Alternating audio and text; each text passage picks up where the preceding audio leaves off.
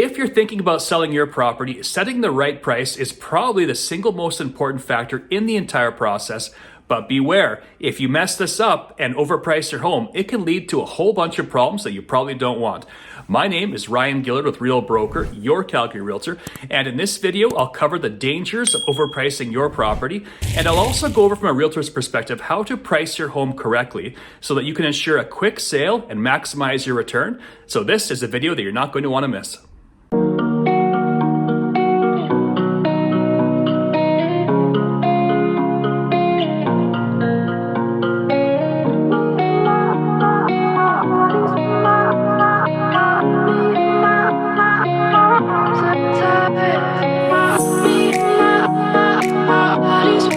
All right, and as usual, just a reminder here that if you are thinking of buying or selling in the Calgary area, I'd love to be a resource. I'm easy to get a hold of. All of my information can be found in the written description below. You can call me, text me, email. You can check out my website. You can search all properties on my website. You can also request a home evaluation. And I also have some free guides for you, a buyer's guide, a seller's guide, and a relocation guide, all free to download. Right, let's talk about the dangers of overpricing your property. Now, pricing is difficult. I can recall when I was a brand new agent 11 years ago, I found pricing difficult. At the time, I was working on a team with a very seasoned professional agent. I think he had about 25 years in the business at that time. And I would come to him with my new leads and my appointments and ask if my pricing was okay. And I would be totally off when I was a brand new agent. So it is difficult. And it's also difficult for the sellers as well. I know this because I go on lots of appointments and I hear what they're telling me. And they can be comparing their property to something else that they shouldn't be comparing it to. They can be a bit crazy sometimes. Like they might think their home is $100,000 more than the competition that just sold that's very similar to theirs, just because they cut their grass more or the sun shines from this angle a bit differently. I get all sorts of bizarre comments like that. So I know pricing is difficult for everybody, but hopefully this video will shed some light on the topic and make sense for some people. And point number one, fewer showings. Now this seems totally obvious to me, but I'll still cover it. If you want to have a great response, get your home sold quickly for the most amount of money, you're going to need a certain amount of foot traffic to get the job done. If you want like sight unseen offers, offers over list price, unconditional offers, a lineup of buyers out the door, you're going to have to price it accordingly. If you don't price it that way, the chances of you getting that response are almost zero. There's many reasons for that, but again, if you want to sell quickly for the best price, you need to have a lot of foot traffic, and you will eliminate this right from the get-go if you have the wrong price. In addition to the right price and getting all the foot traffic, you're also going to want to prepare the home for sale, obviously. I've got a video specifically on this topic, which you can find right here. And this video, it'll go over like how to get professional photos, measurements, walk through, stuff like that. Fixing the curb appeal, decluttering, all that sort of thing will be covered in this video. And but make no mistake, if you have the wrong price, it's still going to make everything more difficult than what it should be. No amount of marketing can fix an overpriced listing. And the next point, you're attracting the wrong buyers. Now this appears from the seller in their comments to me, and you get stuff like, oh, those buyers aren't serious. We only want serious people coming here. Those are looky-loos. There's no bites. So we're going to take it off the market and put it back on in the spring market and stuff like that. So what's happening is there are agents like me who ask the buyer to pick out their top 3 to 5 properties, and we see them all at once, and we write an offer. Now, when the buyer is seeing 5 properties, it becomes very obvious to them which ones are overpriced and which ones they should act on immediately. So again, what's happening is that say for $800,000, the buyer wants a certain style or a standard of a property, and you're not meeting that standard. So that you might get a few showings here and there, but those buyers are using your home as a basis to buy something else. So you'll waste a lot of time showing your property to buyers who are just using it as a basis to purchase something else. So you're just helping the competition when you overprice your property. And the next point, online search visibility. Sounds obvious, but if your home is not in the price range it should be in, it's priced out of that range, you lose a lot of visibility. Now, how does this work? A lot of buyers are on these auto searches, and they're in price brackets. They might be 500 to 600 or 550 to 650. For example, if your home is, say, 715, you know it's high, but you list it high because you want to leave room to negotiate. But you might take 650. It's tough for the buyer because they're not searching that high. Like when a buyer tells you they're good up to say 650, I might go slightly higher because they will deactivate my auto search if I'm sending them properties that are way too high. They'll get mad at me and stuff like that. So they're simply not seeing your property for the most part. So a lack of visibility, that leads to long days on the market, price reductions, and in the end, you'll probably sell for less than what you should have if you had priced it at the right price to begin with. And let's touch on price bracketing just briefly here. So a lot of these search platforms online, they have these brackets, 500 to 550, 550 to 600. So when you are taking a listing or when you are listing your property, you should use a whole number. Now I've been guilty of this in the past. Say the property should be around 500,000. A lot of people will list at 499,900, but what they should be doing is listing at 500,000 even. That way you get people looking from say 450 to 500, and you get people looking at 500 to 550. So theoretically, you're doubling the amount of people who are viewing your property, which should lead to more buyers. So I'll just show you on the MLS system what I'm talking about here. So I pulled up the neighborhood of Mahogany. There's 60 active listings, quite a few actually. It looks like our inventory is climbing in some parts of the city. And so here's all the listings. Here's the pricing of all these listings. And you can see here, 399.9. We've got 550, a whole number. This is definitely better than going 449.9. 599.900. You've got 649, 649.900, 649.900.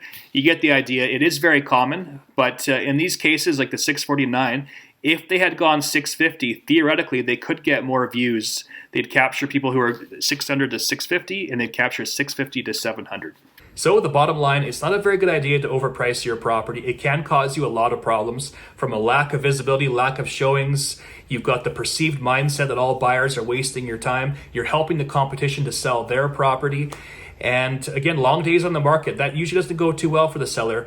When I'm dealing with buyers, the first word out of their mouths typically is how long has it been on the market? And if it has been a while, guaranteed they're not going to offer, or if they do, it's way less than list price. So in the end, you might have to settle for a price reduction and less money than if you had listed it at the right price to begin with. So let's talk about how to price your home correctly now. So the first step in pricing your home correctly is you have to understand the current market conditions. So we could be in a buyer's market where there's a lot of listings and not many buyers. You see falling prices, hard to put deals together sometimes. You could be in a flat market where there's an equal number of buyers and sellers. It's easy to put deals together. It's more of a friendly, cooperative market sometimes. Or you could be in a seller's market, which we're currently in Calgary, where you have an inventory crunch, not many listings, and a lot of buyers. You'll see offers over list price. A bit of a frantic market, can be hard to work in as well. So let's talk about the buyer's market first. So right now in Calgary, we're not in the buyer's market, but in the past we have been, and it's tough. If you're overpricing your property in a buyer's market, you have like little chance of selling your property. And I've seen it with falling prices where a seller is too high, and they keep dropping it. They're chasing the market, and they just won't list at the right price, and they chase the prices as they come down. And in the end, it's just a miserable experience for them, and they take way less money had they listed at the right price to begin with. And on the flip side, if you're pricing your home incorrectly in a seller's market, you are shooting yourself in the foot as well. Because in this current market in Calgary, if you price your home well, if it's aggressive, my goodness, you're seeing some crazy stuff happen in Calgary right now. To this day still, even though it's November 20th, the market is softening a little bit. There are still offers over list price, competing offers. So if you are smart and you price it right, you could really maximize your return, sell it quickly and for a great price. So it is critical to understand which kind of market you're currently in. All right, next up, I'll actually give you a real-life example of a seller in Ambleton, which is a brand new neighborhood in north central Calgary. This seller is contemplating either renting it out or selling it, depending on the pricing. Now, he's told me that if he got a price somewhere in the 600s, he would probably sell it. So his property is a 2-story, no garage, and has an unfinished basement. It's not brand new, but it's almost new. It may be a year or two old. And so I've pulled up Calgary, Ambleton, 2-story homes that are also single-family detached properties. There are only 4 active listings right now. So let's pull them up here. So that's one of the first steps, is to figure out what's the inventory like in the neighborhood that you're selling in. And typically, I will only use the neighborhood that I'm actually comparing it to. So Ambleton to other properties in Ambleton. You don't want to be looking at a property in, say, Mount Pleasant, Calgary, and then comparing it to, say, the Marda Loop area. You kind of want an apples to apples comparison. So as of right now, there's only 4 homes for sale in Ambleton. And let's pull up the first one here. So 779,900. This one is bigger, so 2,067 square feet. The one that we're comparing, the one that we're thinking of listing is 1,800 square feet with no garage, and it's not brand new. So obviously if we were in the 700s, it probably wouldn't go too well if there are properties like this out there. But it's also encouraging there's not much inventory. So I'm not even going to bother looking at the stuff that's in the 800s because it's obviously not comparable. Like, for example, 2,500 square feet versus 1,800 square feet. I'd be wasting my time comparing these properties. So first step, check what's available for sale. This is good news, not much inventory. A bit of a disclaimer, when you're in these brand new neighborhoods, there are more listings out there from the builders that aren't necessarily on the MLS system. So you still have to be mindful of that. Next step, I always look at what's conditionally sold. So I click the pending button. There's actually no listings that are conditionally sold right now. And so the next step here, sold properties. I will typically only go back about 90 days. So there's 6 properties here, 90 days back. And I'll also put down no garage. Again, apples to apples comparison. So 2-story properties, no garage, detached homes. And there's only 2 matches. So what do we have here? So 626,500 and 690. So that's promising if this seller wants somewhere in the 600s. So what do we have here? So a brand new property. Again, his is not brand new, so you have to be mindful of that. 1,756 square feet. So the one that I'm looking at is 1,800 square feet. So very similar in size. No garage, unfinished basement. So they both have unfinished basements as well. And so the only difference here is that this one is brand new, and the one that I'm thinking of listing is not brand new. And this goes to show you, so they listed the property at $584,900, and they got a price of $626,500. So that's again, that shows how crazy our market is in Calgary right now. And this one's sold in August, so the market might be a little bit more, a bit softer right now in November than it was in August, but not by much. And the next property here is 16 Ambleside Crescent. This one I don't believe is brand new. So this is a tenant-occupied property, not brand new, but it was built in 2022, so almost new. They listed at $699,900, and they sold for $690. 1,818 square feet, so a similar size, but this one has a fully finished basement that's also suited. So that's the main difference here. No garage, and they got $690. So a basement development can be quite expensive nowadays. So I think if I were to list the property over $650,000, I don't think it would go all that well. It might sit on the market, but I think if he's under $650 in this case, I think there's a good chance that he will sell it. So that's just a good, quick example. This one's pretty simple. It can be a bit more difficult, but again, you want apples to apples comparisons. If you have a condo, just look in the actual condo complex that you're in. If you have a 1-bedroom, just look at 1-bedrooms. Just everything kind of the same. So if it's a 2-story, you compare to 2-story properties. If it has 3 bedrooms upstairs, just look at other properties that have 3 bedrooms. If it's a front garage property, don't look at double detached garages. So you get the idea. You just want apples to apples comparison.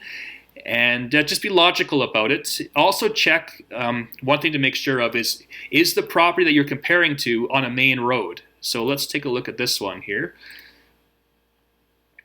It might not even show this, such a brand new area that, so obviously if this property were on one of the main roads here, like right here, it would sell for a discount versus one that's in a quieter area like over here. So again, be mindful of what's around the property and just compare apples to apples, and you should have a good chance of nailing the price. And one last thing that I didn't mention yet is that you have to be mindful of the upgrades, especially in these suburban areas of Calgary. They all look very similar on paper, meaning you could have like a Ambleton property, 2-story, single-family detached home, 1,800 square feet, unfinished basement, no garage, and the pricing difference can be like $100,000. Because one could be like a previous former show home with lots of upgrades, and one could be like an entry-level model. So the pricing can be different based on what kind of features they have in the home, what kind of upgrades. So that'll be my next conversation with this seller. At the time, they were just asking for kind of like generic pricing. So in the 600s kind of makes sense to me. but I would have to see the property in person. And I also preview a lot of homes just so I can see what upgrades get you in this price bracket versus over here. That's it for my rundown of the dangers of overpricing your property and how to price correctly. I hope you enjoyed it. Pricing is critical. And again, just a reminder, if you are thinking of buying or selling, I want to help you out. Feel free to reach out. I'm easy to get a hold of. Again, all of my information is in the written description below. Thanks again for watching. Have a great day.